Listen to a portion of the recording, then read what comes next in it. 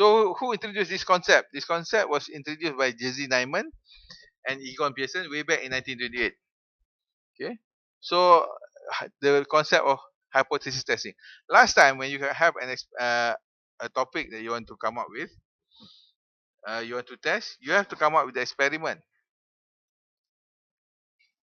Okay, so that's that time you want to prove something, you have to come up with your own experiment to prove that.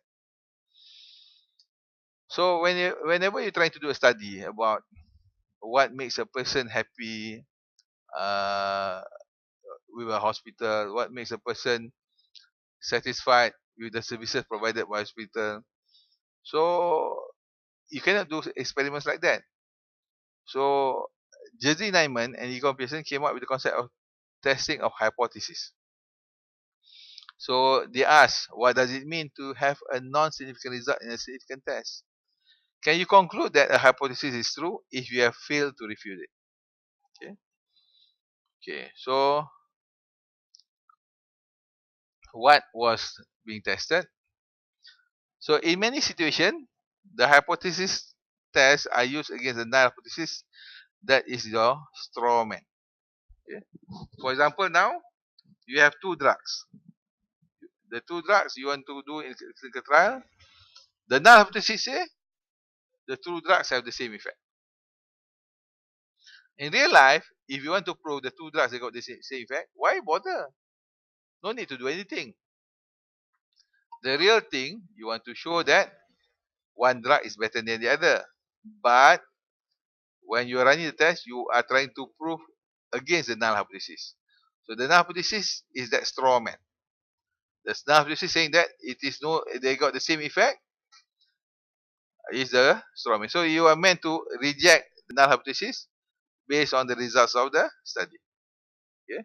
So let's do something simple. Okay. You have cancer.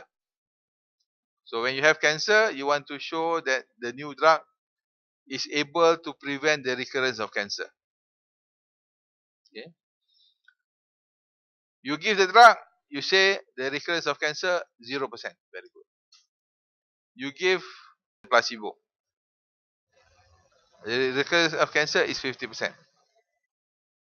Okay, so that's a placebo. So you want to prove that your drug is better than the placebo. So what do? You have a clinical trial. Got no budget. Why got no budget? UKM didn't give budget. So you use your own money. Your own money you can afford to do clinical trial with only 8 people. 4 people were given the drug, 4 people given the placebo. So and the one given the placebo, 50% got recurrent cancer. 2 out of 4. Those given the treatment, wow, very good. Nobody got cancer. So all 4 are cured. Nobody got relapse of the cancer. So by right, see you have shown clearly that the treatment is better than the placebo. You expect the chi-square to be significant, and yet the chi-square is not significant. So the chi-square is only 2.67. The p-value is 0.1. No significant difference. Okay. So although the rate is 0 and 50, a lot of difference, but the null hypothesis is not rejected. Okay. So the null hypothesis is not rejected. Okay, so let's go to the next one. Okay. Okay. Suddenly your supervisor, okay. Supervisor very generous. Okay. We increase your sample size. From 8, we increase to become 16. I sponsor you 8 patients. Okay. Again, you get the same rate. Those given treatment, nobody got relapse. Those given the placebo, 50% got relapse. Okay. Same result. But now the sample is slightly larger. Okay, you do the test. Still not significant. Doctor, significant doctor. Uncorrected uncorrected chi-square is 0.02. Yes, but sample size very small. Less than 20. So we have to look at the Fisher exact test. Fisher exact test 0.07. So 0.07 not significant. Okay. So still not rejected. Although the difference is 0 and 50%, it is still not rejected. But the p-value is improving. The p-value is improving. Now the chi-square is significant. The Fisher is not significant. But p-value is improving. So when you have the final one, so the final one you got 32 samples. Okay, suddenly UKM got money. Okay, for election they give you fund for research. Okay, so you got 32 sample. Now, although the rate is different, no, is the same like before, 0 and 50%, the p-value become significant. Sample size is 32. So you can use the uncorrected. The p-value is 0.001, which is less than 0.05. Treatment has a significant effect on the outcome. The straw man is finally knocked out.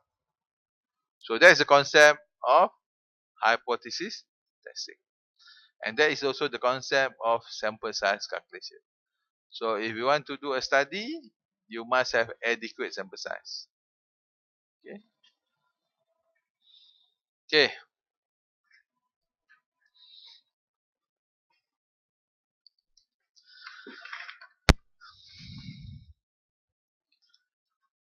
In real life, we are doing the study.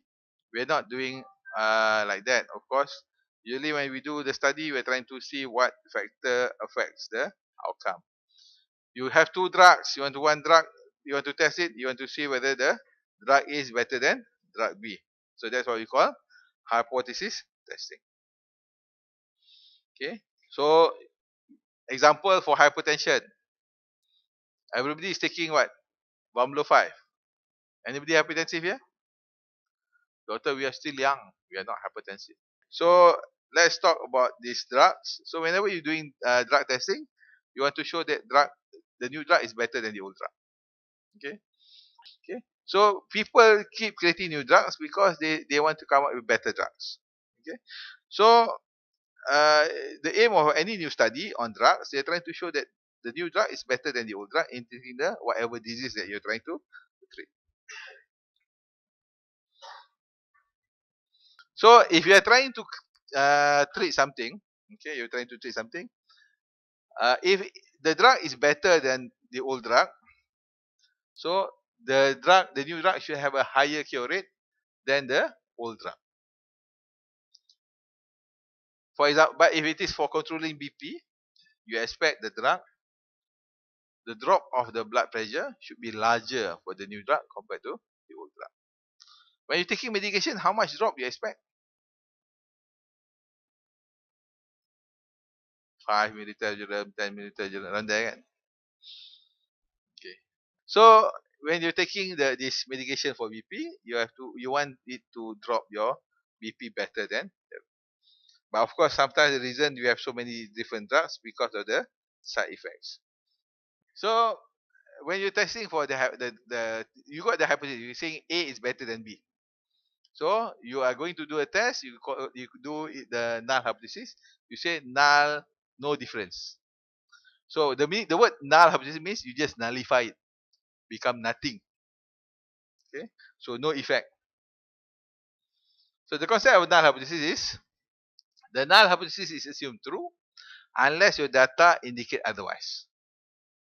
Okay, for example, you have an experiment trying to reject the null hypothesis, your straw man. Okay, so in this scenario, you can reject, but you cannot prove a hypothesis. For example, you want to show that all swans are white. To show that all swans are white, you have to go and capture all the swans and prove all are white. But if you say not all swans are white, the first swan that you find that is not white, they become, you can stop your study already. Okay. So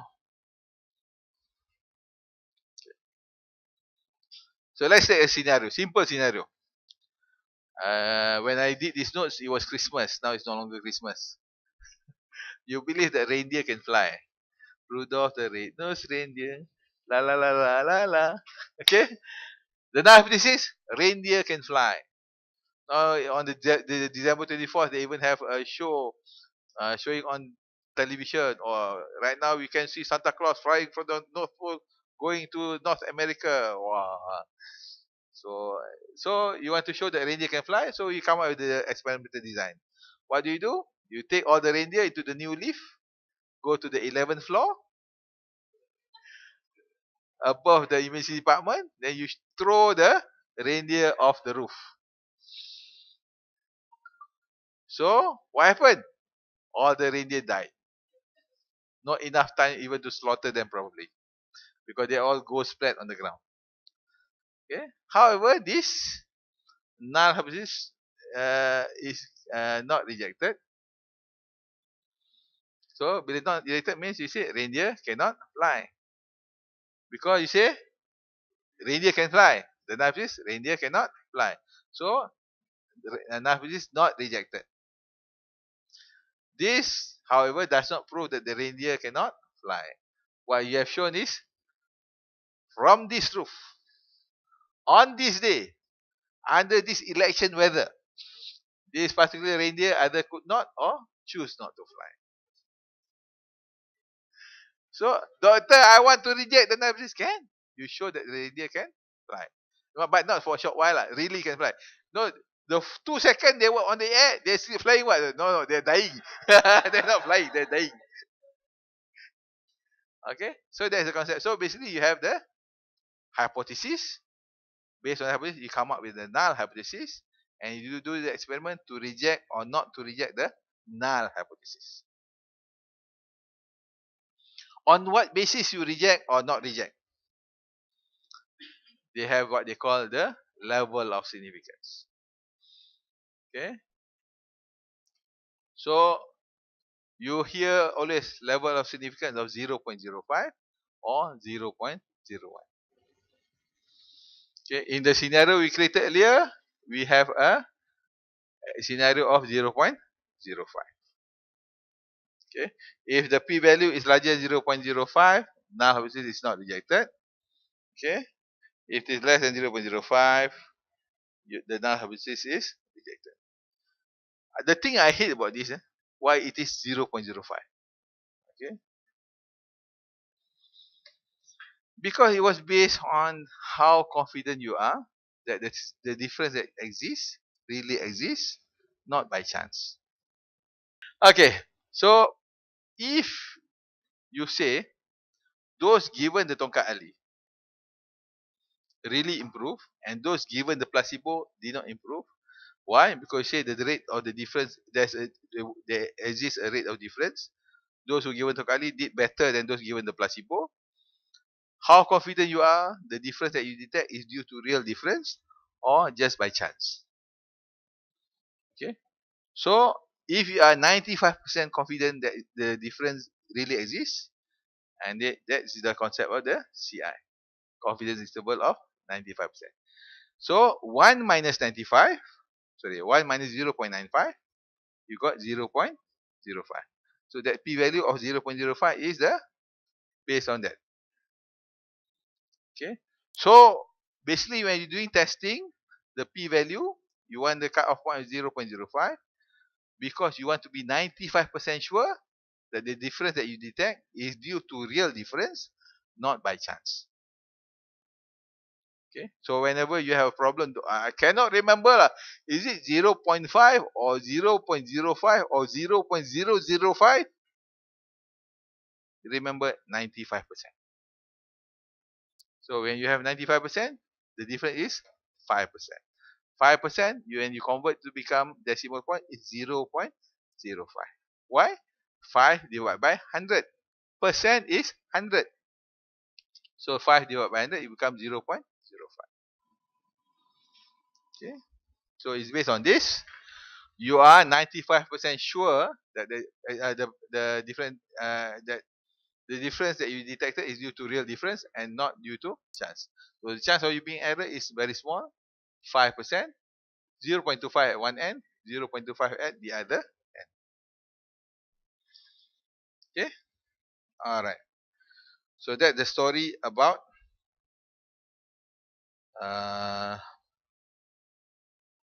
okay. Why 0.05? If you look back into history, it was a chance remark, I believe, that led to the 0.05 being selected as a cutoff point. There was a paper published by Regina Arnold Fisher. He called that the probability to declare significance as p-value, p as in probability. So he was saying inside the article, it is a common practice to judge a result significant if it is of such a magnitude that it will be produced by chance not more frequently than once in 20 trials. So, which means that you got 20 people given Tongkat Ali, 19 perform okay, only one did not okay. So, Tongkat Ali must be good. Okay.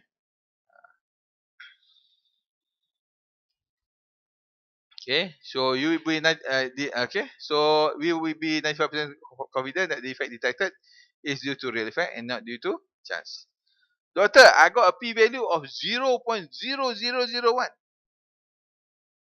Then the probability of the effect detected due to chance is less than 1 per 1,000 grams. Mean that you really detect it is a really significant, not due to chance. Okay. Although you have determined the level of significance of 0.05 or 0.01, for you all in your research 0.05. Okay. But there is still a chance of error. They have two types. They have the type 1 error and they have the type 2 error. Okay. Type 1 error, you chose the wrong alpha value. Alpha is that significant level, 0.05. Sometimes you cannot use 0.05. Sometimes it is something else. Okay. Then you for beta error or type 2 error is you find that by right there should be an effect, but your study show that there is no effect. Okay. By right there should be an effect. But example, remember the study I showed at the start? We have the treatment versus the placebo. By right, those given treatment should recover. Should be so those given treatment should be better than those given. Yet the statistics show no difference. Then the problem was the not enough sample size. So when you have problem with sample size, we call that the type 2 error. So the difference is big enough, but yet statistic not significant. Maybe you don't have enough sample. Okay, so it's type 1 error. Okay, problem when the p-value is not the correct one. Because sometimes when you're not comparing one against one. Maybe you're comparing one against 3. Then the cutoff point is different. Okay, let's not worry about this. We're going to cover this later. Type 2 error when the sample size is too small, as I showed you in the earlier slides. Okay, doctor, how do we know it is due to inadequate sample size? We can calculate. We can calculate the power of your study. So here you can see this is a study done by a student in anesthesiology about pain. Surgery, after given surgery, which one better for controlling pain? Is it Petidin or is it cocktail? I know, it's not cocktail the one that you drink. It's a mix of drugs. Okay. So you can see that those given Petidin were pain-free, 53%. Those given the cocktail, 26% were pain-free. So there's a real difference, but the difference was not significant. Why? Because there was not enough power. Because there was not enough sample size. So they have to get more power, more sample, to show that the Petidin is better than the cocktail. Okay, so you can check for whether it's for the type 2 error by using software like PS2. That one we're going to cover during the correlation class later. Okay. Okay. So for hypothesis testing, we have parametric testing and non-parametric testing. We covered 2 weeks back. Parametric testing is done for the data which are normally distributed. Non-parametric testing are for those data that is not normally distributed.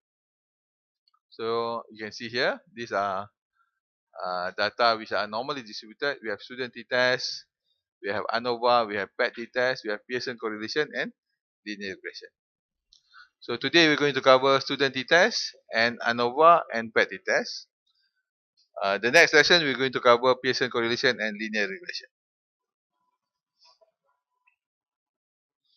For the last session, we're going to cover Fisher exact test, Wilcoxon rank sum test, Russell-Wallace, Wilcoxon rank sign test, Spearman and Kendall rank correlation. So these are the non-parametric tests. Okay. For qualitative data, we have chi-square, proportionate test, Yates correction, and Fisher exact test. Okay. And these are all going to be covered later. Okay. And as a closing slide, you have to remember to take note of all these tables, because at the end of the day, when you analyze the data, these are the things that you're going to refer to decide which is the suitable test to use for analysis.